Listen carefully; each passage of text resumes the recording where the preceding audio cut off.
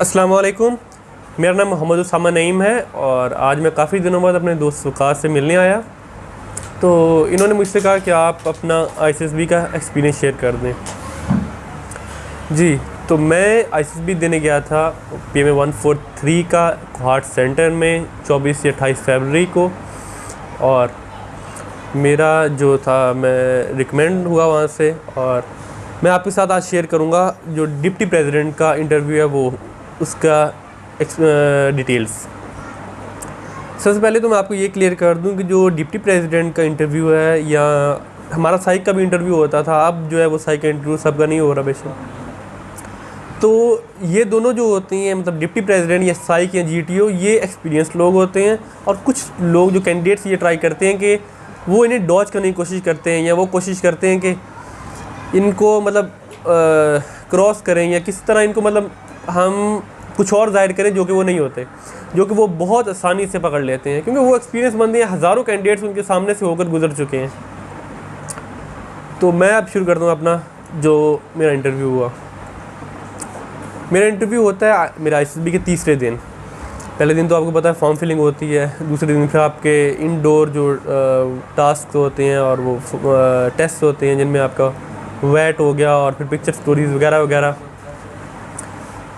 Interview में मेरा जो सबसे पहले शुरू होता है डिप्टी प्रेसिडेंट का, वो मुझे नॉर्मलाइज़ करते हैं और मतलब सिंपल से क्वेश्चन पूछते हैं कि बेटा कैसे हो आप, आने में कोई प्रॉब्लम तो नहीं हुई, कैसा रहा आपका सफ़र, कहाँ से आए हो और किस तरह आए हो, ठीक है, मतलब बाय ट्रेन आए हो या ट्रेन का, फिर आपका सुबह कितने बजे आपने आया। मतलब उन्होंने 5-6 क्वेश्चन इस टाइप के पूछे। उसके बाद उनका क्वेश्चन था कि आप बताओ कि आपको कोई प्रॉब्लम तो नहीं है यहाँ पर आपके रूम में या कोई और। तो मैंने कहा सर हमारा जो गीज़र ख़राब है उसकी वजह से वो प्रॉब्लम हो रही है कि ठंडा पानी हमें मुयसर है और गर्म पानी की सहूलत हमें नहीं आ रही। कहता है ओके। उसके बाद क्वेश्चन शुरू करते हैं और सबसे पहले मुझसे पूछते हैं मेरे बहन भाइयों के बारे में। तो मैं उन्हें बताता हूँ कि सर मेरे 2 छोटे भाई हैं और इस तरह वो एक 7th में पढ़ रहा है, एक 9th में पढ़ रहा है। ओके। इसके बाद उनका जो क्वेश्चन होता है वो ये है कि आपका अपने भाइयों से किस बात पे झगड़ा होता है।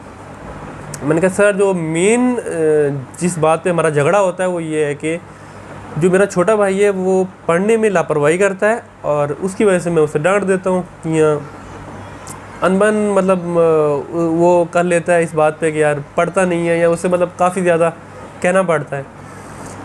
उसके बाद वो जो क्वेश्चन करते हैं वो होता है कि एक जनरल नॉलेज का क्वेश्चन करते हैं, ठीक है। उसके बाद वो फिर आ जाते हैं कि आपकी हॉबीज़ क्या हैं। हॉबीज़ में मेरी हॉबीज़ जो मैंने वहाँ मेंशन की थी वो थी बुक रीडिंग और ट्रैवलिंग। ट्रैवलिंग के बारे में पूछते हैं वो कि आपका ट्रैवलिंग का शौक़ कैसे है। तो मैं उन्हें बताता हूँ कि मेरे वालिद साहब जो थे वो पाकिस्तान एयरफोर्स में हैं और वो उनके साथ में काफ़ी बेसिस पे, मतलब हम ट्रांसफ़र जैसे उनका होता था हम भी अगले बेस पे चले जाते थे। एक तो उसकी वजह से काफ़ी ज़्यादा हमें ट्रैवल करना पड़ा और दूसरा ये है कि वैसे भी मैंने अपने दोस्तों के साथ भी काफ़ी जो शहर हैं वो विज़िट किए हैं, जैसे कि एबटाबाद हो गया, रावलपिंडी, लाहौर, बहावलपुर, रहीम यार ख़ां, डेरा गाज़ी ख़ां, कोयटा, सिब्बी, जैकबाबाद, उसके अलावा और रिसालपुर। इसके बाद वो हॉबीज़ जो मेरी दूसरी हॉबी है बुक रीडिंग, उसके बारे में पूछते हैं। बुक रीडिंग में मैं उन्हें ये बताता हूँ कि सर उनका क्वेश्चन होता है कि बुक रीडिंग की आपको हैबिट डेवलप कैसे हुई। तो इसका जो आंसर मैं देता हूँ वो ये कि सर पहले तो मेरे वालिद साहब जो थे उन्होंने बचपन में मुझे इसमें के अंदर कोशिश की कि बुक रीडिंग की हैबिट हो और मुझे बचपन में चंद स्टोरी बुक्स ला के दी। उसके बाद जो मेन जो चेंज आया वो ये था कि 7th क्लास में मेरा एक दोस्त था ज़ैनुल आबिदीन। अब ज़ैनुल आबिदीन साहब जो हैं वो बहुत अच्छे बुक रीडर थे और बहुत ज़्यादा ही उन्होंने किताबें पढ़ रखी थी और पढ़ते भी थे। उनके साथ में बैठा करता था क्लास में, इस वजह से बुक रीडिंग की हैबिट ऑटोमेटिकली मेरे अंदर भी डेवलप होना शुरू हो गई। और फिर करते करते 2 सालों में फिर हम बुक्स एक्सचेंज भी करते रहे और बहुत ज़्यादा जो है ना वो काफ़ी ज़्यादा बुक्स पढ़ी है। उस वक्त से सिलसिला चल रहा है। तो पूछते हैं कि रिसेंटली कौन सी बुक पढ़ी है। तो मैंने कहा सर मैंने पढ़ी है अल फारूक और ये किताब है मौलाना शिबली नोमानी साहब की।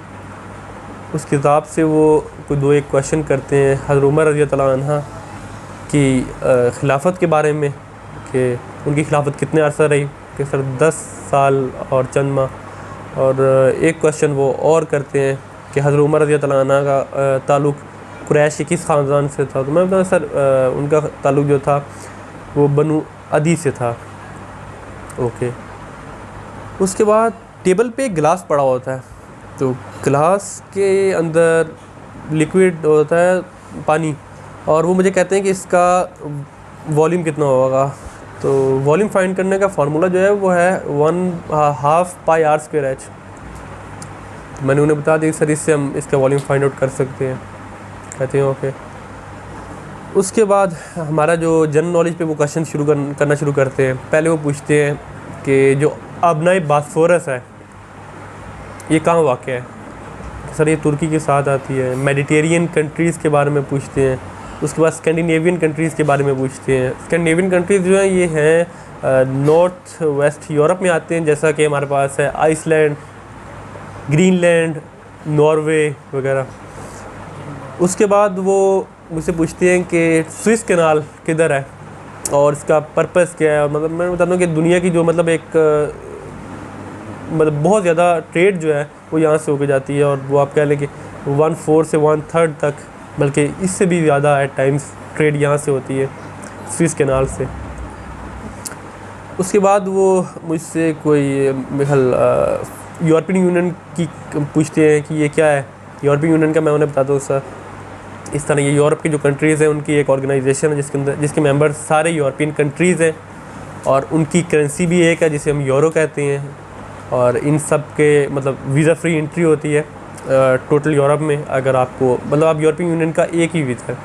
ओके, उसके बाद उनका जो क्वेश्चन होता है वो है जनरल ज़ियाउल हक के बारे में, ठीक है, कि वो मतलब उन्होंने कब टेक ओवर किया। मैंने कहा सर इस तरह 1977 में। और एक और उसके बाद वो क्वेश्चन कर लेते हैं हमारे न्यूक्लियर प्रोग्राम के बारे में, हमने टेस्ट कब किए, वो आप सबको मालूम है। यौम तकबीर जो हम मनाते हैं 28 मई 1998 को। अच्छा, जो उसके बाद आपको मालूम होगा कि जो डिप्टी प्रेसिडेंट है वो सिचुएशंस भी में भी डालता है आपको। तो जो सिचुएशन उन्होंने मुझे दी ना वो ये थी कि उन्होंने कहा कि आप हो पाकिस्तान एयरफोर्स में एज एयर डिफेंस ऑफिसर, ठीक है, तो और इंडिया का एक जो फाइटर जेट है ना वो हमारी एयर स्पेस में आ जाता है, आप क्या करोगे। मैंने कहा सर मैं उसे वार्निंग दूंगा। और उसके बाद आप क्या करोगे। सर उसके बाद उन्हें एक फ़ाइनल अलर्ट जारी करेंगे कि अगर वो अब भी इस मज़ीद हमारी एयर स्पेस में रहते हैं तो उन्हें शूट कर दिया जाएगा। और कहता है अगर वो फिर भी ना जाए तो, मैंने कहा सर फिर से शूट कर दिया जाएगा। अच्छा, ये 26 तारीख को ये मेरा इंटरव्यू हो रहा है, 27 तारीख को अभिनंदन वाला इंसिडेंट हो जाता है, और जिससे हमने चाय पिलाई थी, द टी वॉज फैंटास्टिक, और जो मैंने बताया था वो कंफर्म हो जाता है, ठीक है। और जो दूसरी सिचुएशन में वो डालते हैं वो ये है कि सेकंड फ्लोर पे मेरा इंटरव्यू हो रहा होता है, और जाहिर सी बात है जो सीढ़ियाँ में चढ़ के गया ना उसके बारे में वो क्वेश्चन कर लेते हैं कि आप कितनी सीढ़ियाँ चढ़ के आए हो। मैं बताता हूँ सर 14। वो कहते हैं कि आप फिर से सोच लो। मैंने कहा सर 14 ही चढ़ के आया हूँ। और वो 2 बार मज़ीद उससे पूछते हैं मुझसे, यार सोच लो कुछ नहीं होता, क्या पता कोई एक आधी ऊपर नीचे हो जाए। मैंने कहा सर 14 ही कंफर्म। ओके, फिर एक उनका पीछे एक कायद-ए-आज़म की फ़ोटो लगी होती है, और वो पूछते हैं कि इसका एरिया कितना है। अब जब भी आपसे डिप्टी प्रेसिडेंट इस तरह का क्वेश्चन पूछे ना, यानी किस चीज़ का एरिया मालूम करने को कहे, तो आपने उसका एरिया अज्यूम करना होता है। तो मैंने उसका एरिया अज्यूम किया कि ये इसकी जो लेंथ है वो 2 फीट होगी और ब्रेड्थ होगी इसकी 1.5 फीट। तो अगर हम इससे मल्टीप्लाई करें तो इसका आंसर आ जाएगा, एरिया आ जाएगा इसका 2 × 1.5 3 फीट। ओके, और उसके बाद वो मेरी स्पोर्ट्स के बारे में पूछते हैं। मैंने कहा सर क्रिकेट पसंद है और खेलते भी हैं। और क्रिकेट के बारे में वो पूछते हैं कि आपकी फेवरेट टीम कौन सी है। मैंने कहा सर पाकिस्तान ही है। और फेवरेट प्लेयर कौन सा है, सर यूनिस खान। और एंड पे जो वो क्वेश्चंस करते हैं वो पूछते हैं कि आपके वालिद साहब क्या करते हैं। मैंने कहा सर पाकिस्तान एयरफोर्स में है। ओके, और आपका वालिद साहब के साथ मतलब कैसा रिलेशन है, और आपके वालिद साहब कैसा आपको ट्रीट करते हैं, मतलब घर में, यानी कि सख्त हैं या बहुत मतलब फ्रेंडली हैं? तो मैंने कहा सर वो ना फ्रेंडली हैं और ना सख्त हैं, वो मतलब जिस तरह एक वालिद साहब को होना चाहिए कि जहाँ पर ज़रूरत हो किसी की ढील देने की, वहाँ पर वो ढील भी देते हैं, और जहाँ पर किसी को सुधारना पड़े तो वहाँ पर वो सुधारते भी हैं। तो ये मेरा था डिप्टी प्रेसिडेंट का इंटरव्यू। इसके बाद वो कहते हैं ओके आप जा सकते हैं, और मैं आ जाता हूँ। Thank you.